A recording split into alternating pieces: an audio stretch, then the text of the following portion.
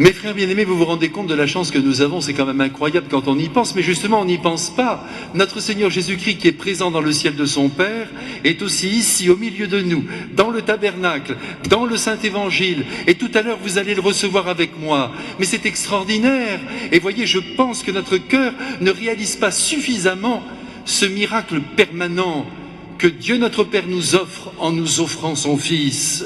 Tous les soirs, nous entendons la voix de Dieu. Un jour, nous le contemplerons, nous le savons bien, dans ce fameux royaume de Dieu, mais il n'est pas question ce soir dans l'Évangile de ce que nous appelons le paradis. Vous savez, ce paradis, de toute façon, nous ne pouvons pas l'imaginer, ça nous dépasse complètement. Nous savons qu'il propose une éternité de bonheur, mais voyez, les mots sont trop faibles pour dire la grandeur de cette réalité. Nous serons surpris, ça c'est sûr, et pendant des éternités d'éternité, avec tout ce que nous avons aimé, avec la présence de Jésus, de Marie, dans un coin de l'univers, mais nous ne savons pas où, nous serons tous rassemblés, et là nous réaliserons à quel point la création tout entière était quelque chose d'immense. Cette création qui est destinée à vivre avec le Christ. Toute la création, vous allez voir, tous les humains, mais aussi tous les êtres vivants, j'en suis sûr. Vous ne m'en voulez pas, mes frères, de dire cela. Même si les chiens, les animaux ne sont pas acceptés dans les églises, parce qu'il ne faut quand même pas qu'il y ait trop d'aboiements, quand même, on le comprend bien. Ah, ce sont des petits êtres sublimes. Cette semaine, j'apprenais le décès d'une dame que beaucoup d'entre vous peut-être connaissez. Eh bien, son chien, figurez-vous, est resté dans son garage pendant 2 jours à pleurer.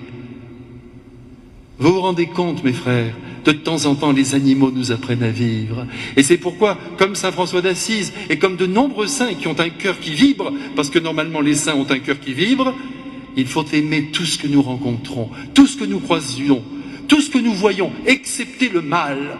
Tout le reste, mes frères, réclame notre admiration. Et ce soir, c'est la voix du Christ que nous admirons, alors qu'il nous explique ce qu'est le royaume de Dieu, mais attention, pas le paradis, le royaume de Dieu, le règne de Dieu dans nos cœurs, dans nos vies, dans nos corps, dans nos cellules, mais aussi dans le monde entier. Regardez comme l'enseignement de Jésus est précis. Ce soir, il nous dit que le royaume de Dieu est comparable à une petite graine de moutarde, et Dieu sait si elle est petite, qu'un homme a jeté dans son jardin. De quel jardin s'agit-il? Mais de notre âme, mes frères bien-aimés, de notre être profond. Au jour de notre baptême, la petite graine, qui était la présence de Dieu, est venue en nous mystérieusement. Tout le monde n'y a vu que du feu. On y croyait grâce à Dieu. Mais enfin, ça n'était pas très visible. Voilà la petite graine, cette présence de Dieu qui est descendue dans notre corps humain, dans notre cœur. Et normalement, à mesure que nous avançons en âge, normalement, cette graine se déploie. Bien sûr, de plus en plus nous croyons en Jésus, de plus en plus nous voulons vivre selon son esprit.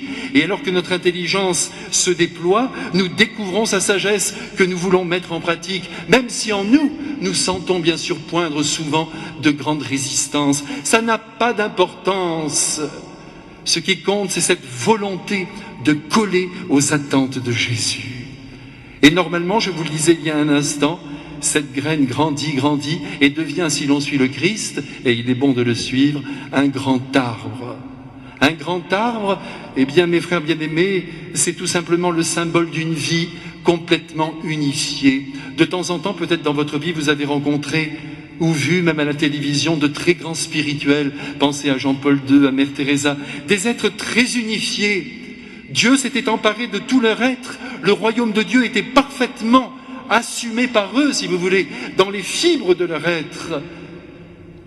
Ils étaient devenus des images vivantes du Christ. Tous les saints sont dans cet état. Et tous les êtres les recherchent. Jésus le dit, vous deviendrez comme un grand arbre dans lequel tous les oiseaux viendront chercher refuge. C'est ça, mes frères, l'arbre de notre vie. Nous sommes destinés à recevoir beaucoup de monde, beaucoup de personnes qui viendront vers nous. Mais attention, n'imaginez pas des foules, mes frères, mais ceux qui sont près de vous et qui se sentent attirés par vous, qui cherchent votre présence, vos paroles, votre consolation, votre regard, votre amour, votre tendresse. C'est le signe que vous êtes en Dieu quand on vous recherche. Nous devons devenir ces grands arbres dont parle le Saint-Évangile. Et vous savez que l'arbre, Il est justement fait pour contenir les oiseaux du ciel, mais aussi pour regarder de haut. Il ne faut pas l'oublier. Le chrétien, normalement, a une grande hauteur de vue. Il ne se laisse pas impressionner par ce qui se passe en bas. Il regarde les choses avec les yeux de Dieu.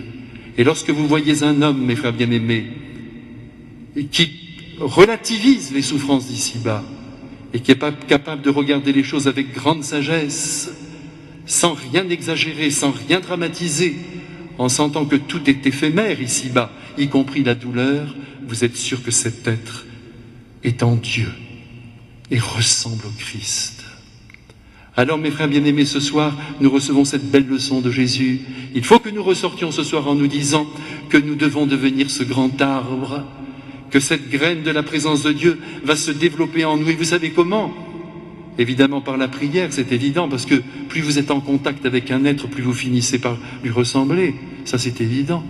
Mais au-delà de cette prière, il y a aussi la Sainte Communion, ça c'est sûr. Vous recevez le Christ, vous vous rendez compte? Vous entrez en lui, vous devenez lui. Ce qui est malheureux, c'est que j'ai appris hier, que j'ai célébré cette semaine, 6500 messes depuis que je suis prêtre. 6500. Et je suis toujours dans cet état. C'est dommage, j'aurais dû faire plus de progrès. Peut-être que je vais pouvoir en célébrer encore quelques-unes et progresser, car vous le savez, Lacordaire l'a dit un jour, d'ailleurs le bon père Lacordaire, il suffit d'une seule messe pour transformer un être.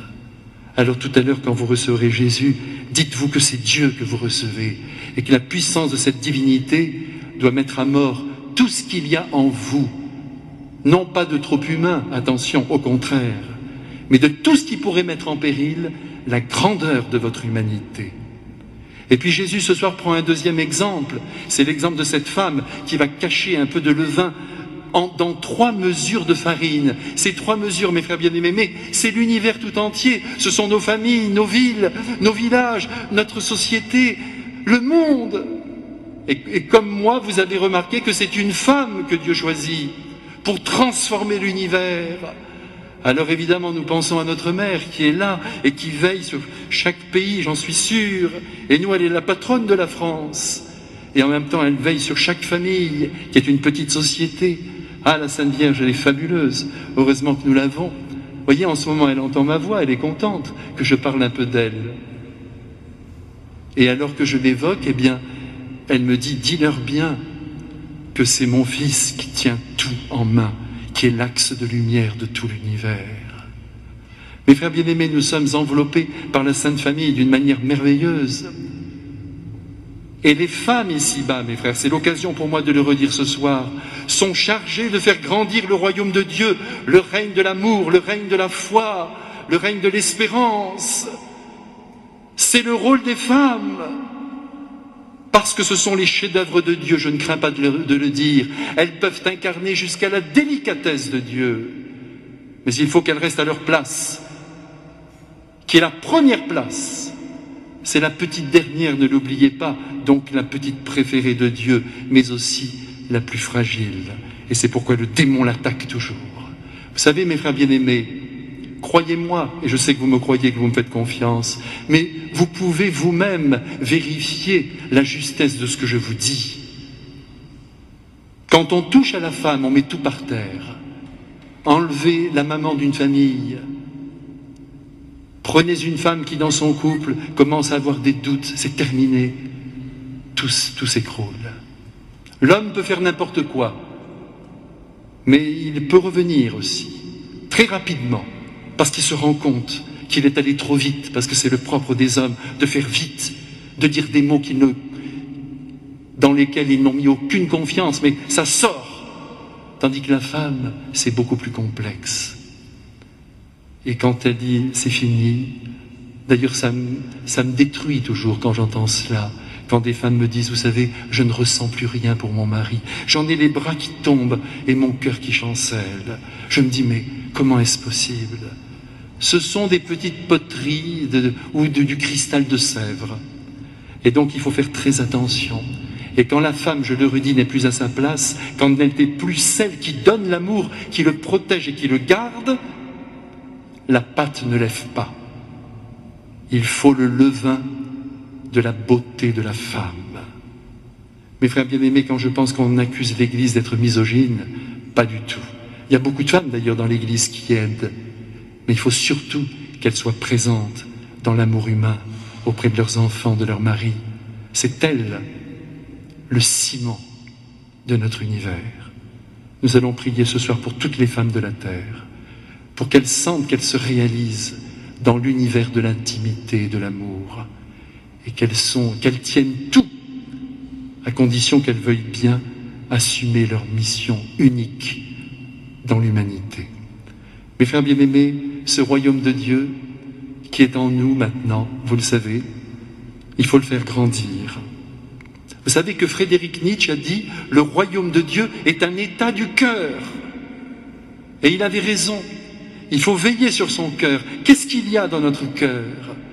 Il faut qu'il y ait la présence de Dieu, la sagesse de Jésus et la volonté d'aimer pleinement tous les êtres rencontrés et d'assumer les responsabilités qui sont les nôtres, car l'amour est toujours concret. Voilà mes frères, pour ce soir ça suffit. Pensez à ce règne de Dieu, pensez à Jésus qui veut prendre possession de tout votre être comme du mien. Il faut des années pour cela, parce qu'encore une fois, il y a de notre part de grandes résistances. Et dans le monde qui ne connaît pas ce mystère, n'en parlons pas. Mes frères, révélez autour de vous que le baptême plante la graine de Dieu dans l'âme humaine, et que plus vite elle est plantée, plus l'arbre se déploiera. Moi, mes frères, j'ai été baptisé il y a plus de 50 ans. Je vous dis, il faut du temps. Vous le sentez, n'est-ce pas, dans votre propre existence. Mais il faut être conscient de la mission qui est la nôtre, devenir beau dans notre humanité, ressembler à Jésus, pour que tous les êtres qui sont autour de nous trouvent la source d'amour qui nous fait vivre et que nous appelons Dieu.